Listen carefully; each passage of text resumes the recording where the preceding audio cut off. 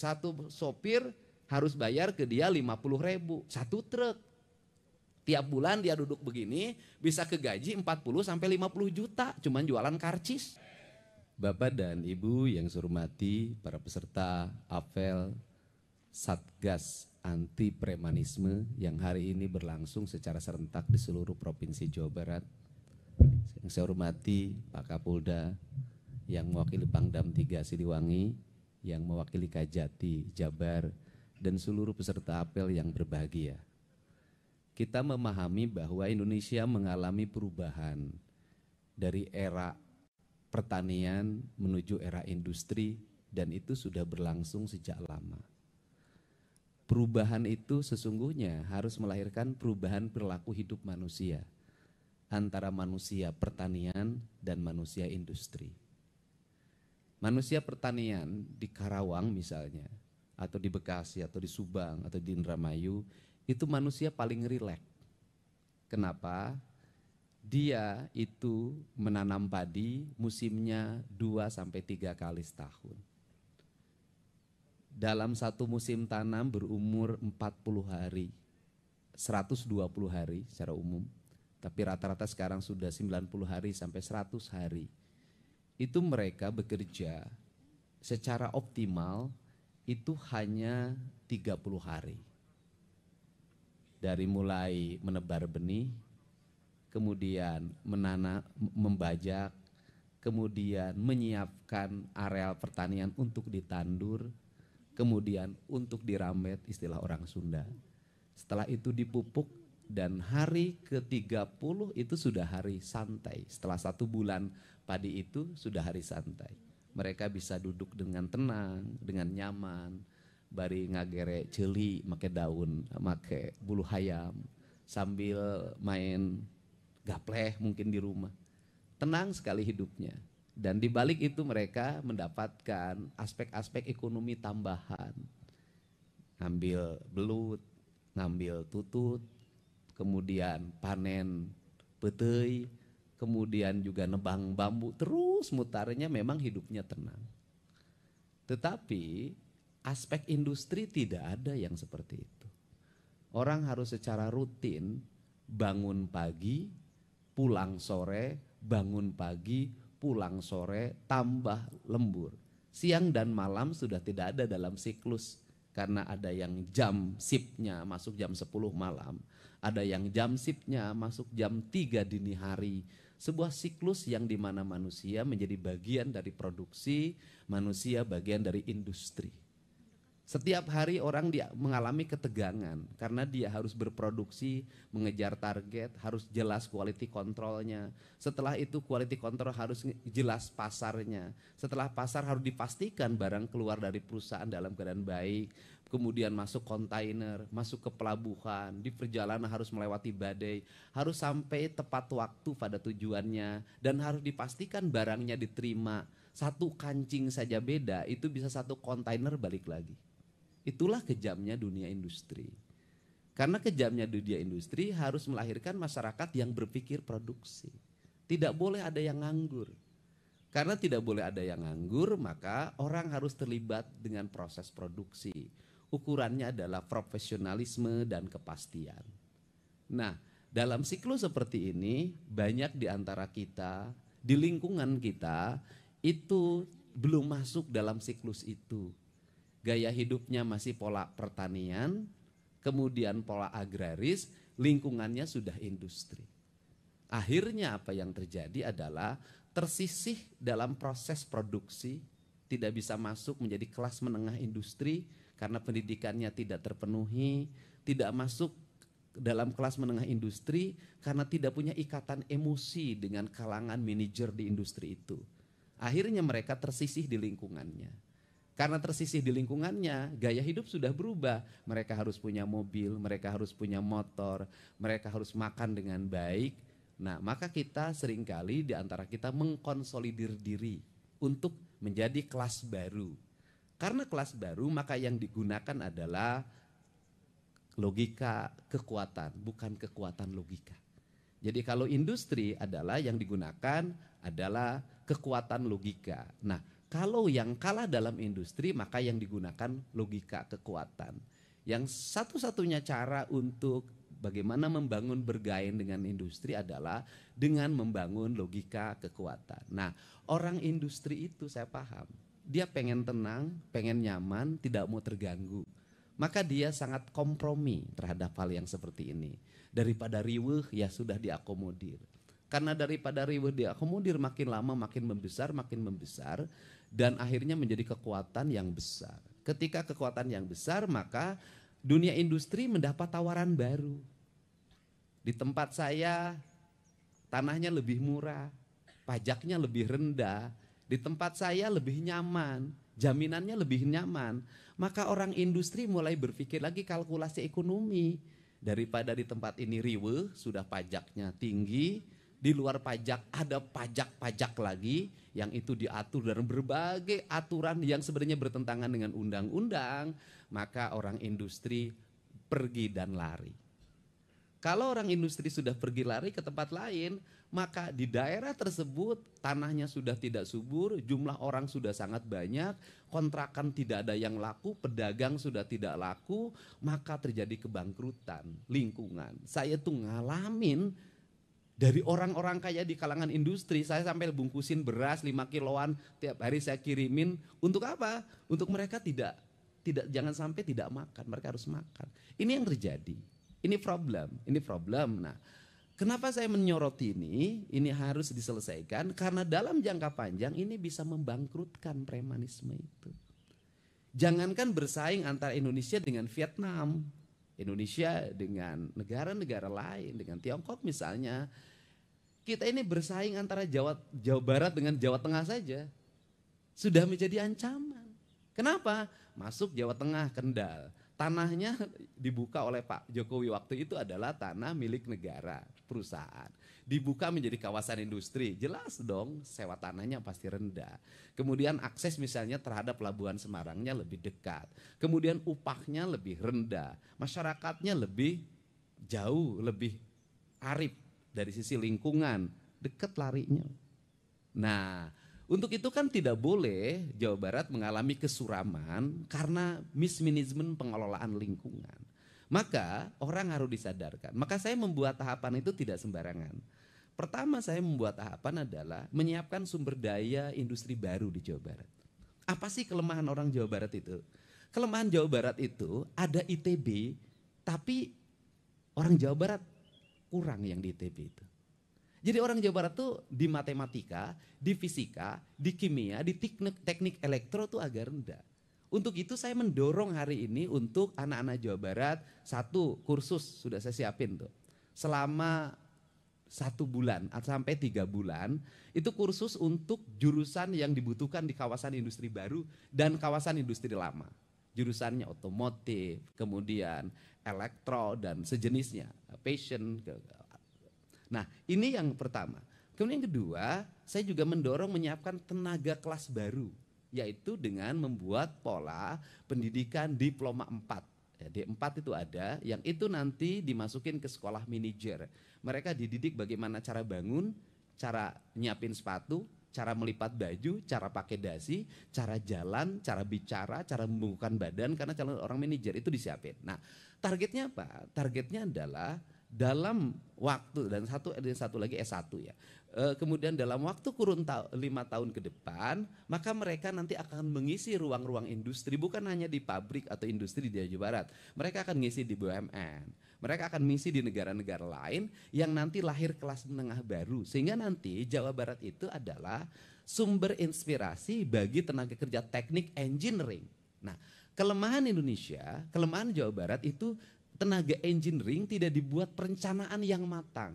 Tiongkok engineeringnya banyak sekali, Amerika banyak sekali, India banyak sekali, Korea banyak sekali. Indonesia ini banyak kan sarjana sosial jurusannya, dan jurusan sarjana sosial tidak berubah-ubah itu. Fakultas ekonomi dari dulu begitu, fakultas hukum dari dulu begitu, fakultas administrasi negara dari dulu begitu, kan gitulah. Nah, sehingga itu kebanyakan menjadi pelanggarnya ASN. Kalau ASN tidak terikat, yang penting sarjana nanti kenaikan golongan jabatan gampang ukurnya. Nah, tapi kalau di tenaga-tenaga teknik seperti ini nggak bisa dengan pola seperti itu. Nah, sehingga ada yang disebut dengan revolusi pendidikan culture Jawa Barat, sehingga perubahan struktur pendidikan dan perubahan perilaku. Nah, sehingga apa sih yang hiripkan? Anak-anak generasi kita baru nanti itu yang ada di lingkungan industri, itu mereka jadi tenaga kelas menengah baru. Kalau sudah jadi tenaga kelas menengah baru, bagaimanapun di dunia industri itu ikatan emosional tuh ada.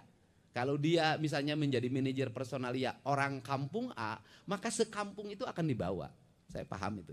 Nah, untuk itu harus banyak dilahirkan. Nah, selain itu, apa sih untuk menurunkan angka premanisme di kalangan industri itu adalah membuat bursa kerja. Ini yang saya tadi sudah menghubungi orang untuk segera menyiapkan.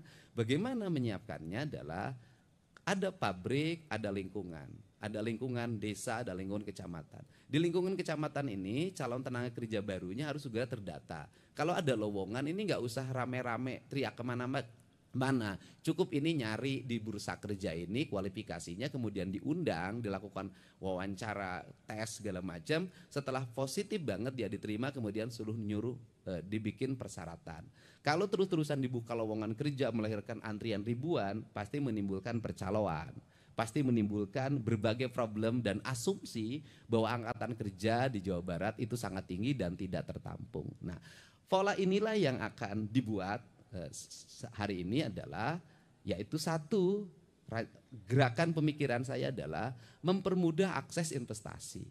Ini saya buktikan kemarin, misalnya BYD di Subang. Itu karena Patimban itu masih lama prosesnya, dia butuh jalan.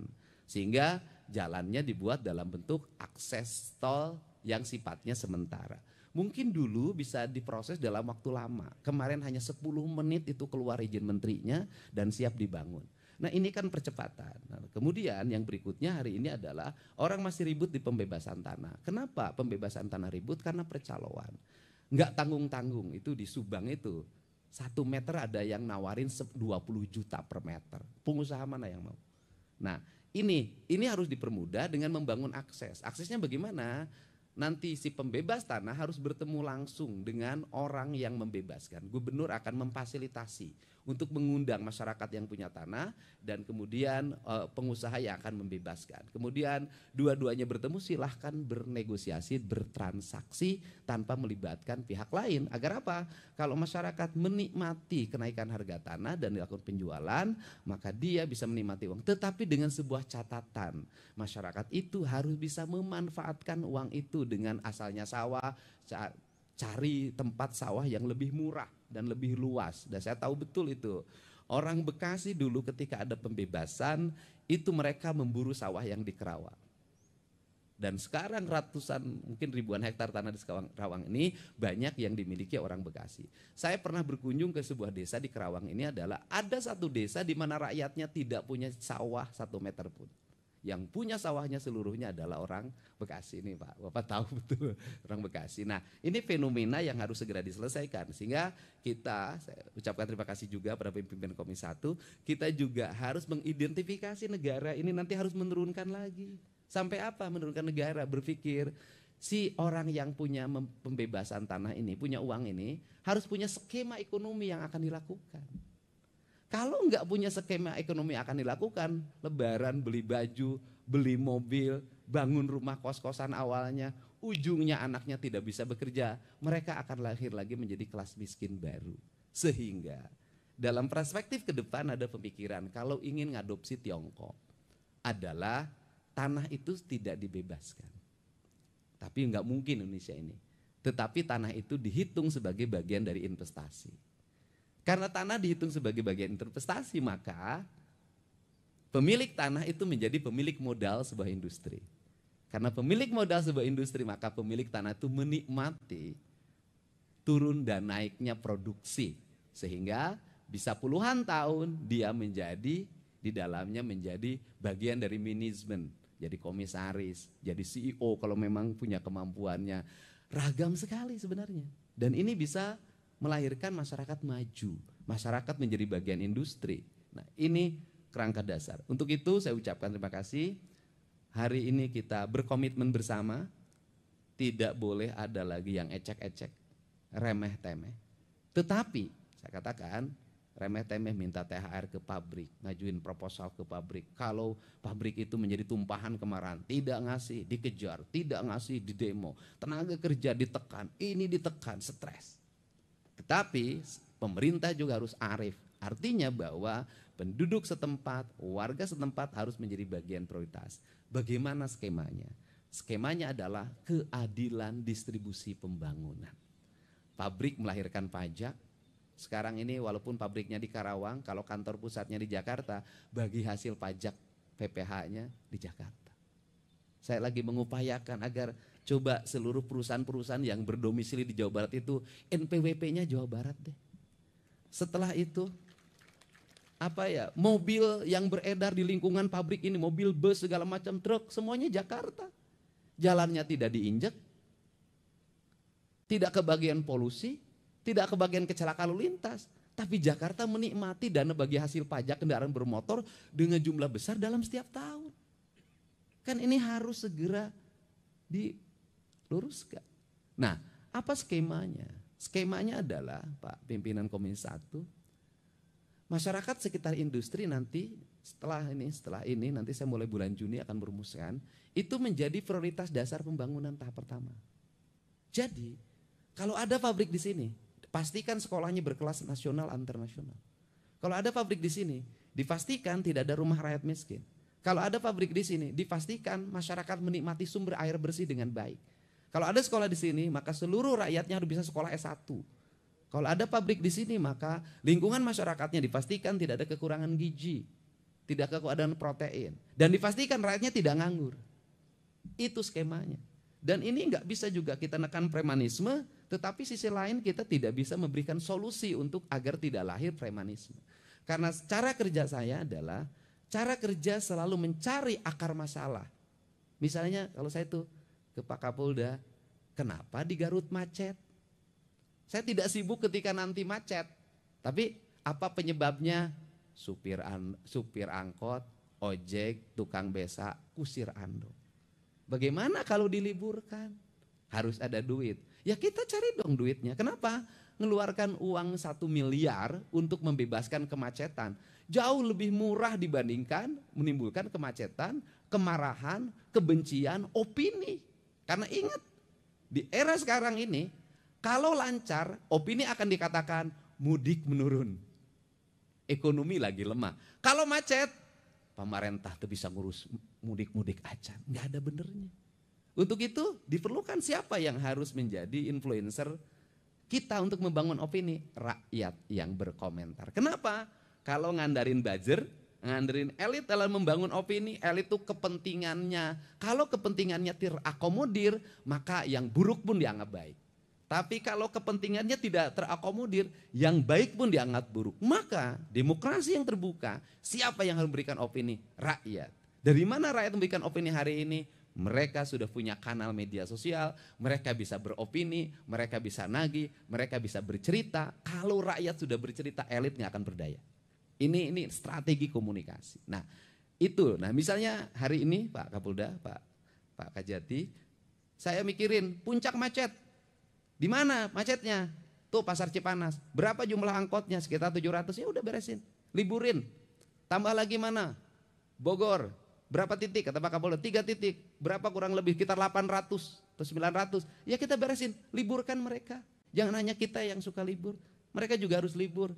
Bernikmati bersama keluarganya di rumah. Uangnya ada. Mereka akan ngomong, poi ieu mah urang teh pre teu kudu narik.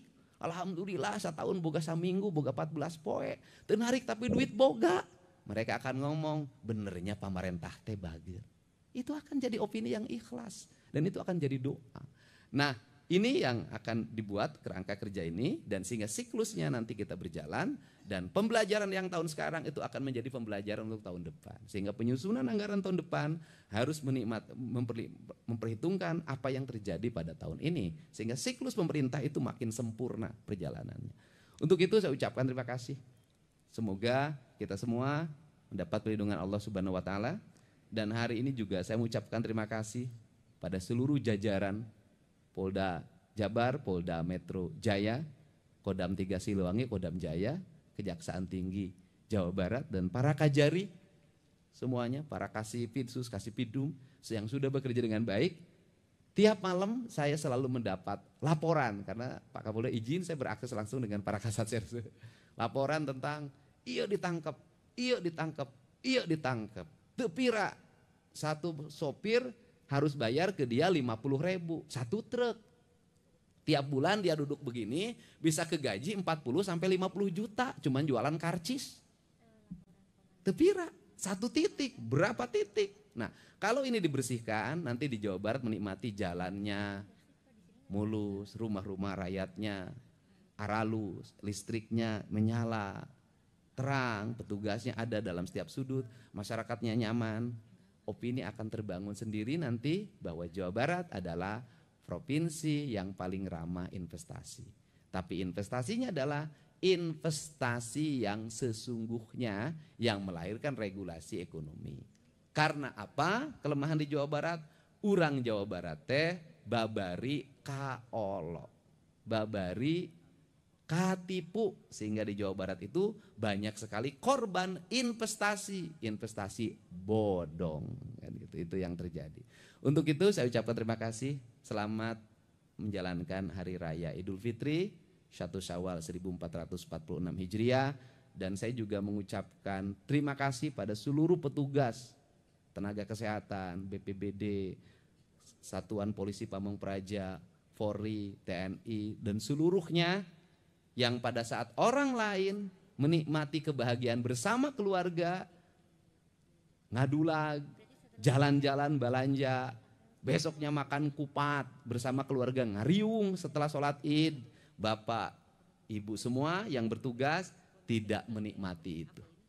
Ada panona selalu melihat ke setiap sudut, takut ada kemacetan, takut ada kejahatan, dan itu menurut saya ibadah terbesar yang dilakukan oleh seorang aparat.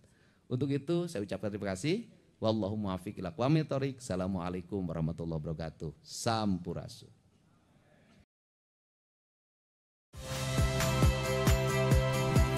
Saya Yasir Neneama. Saksikan program-program Kompas TV melalui siaran digital, pay TV, dan media streaming lainnya. Kompas TV, independen, terpercaya.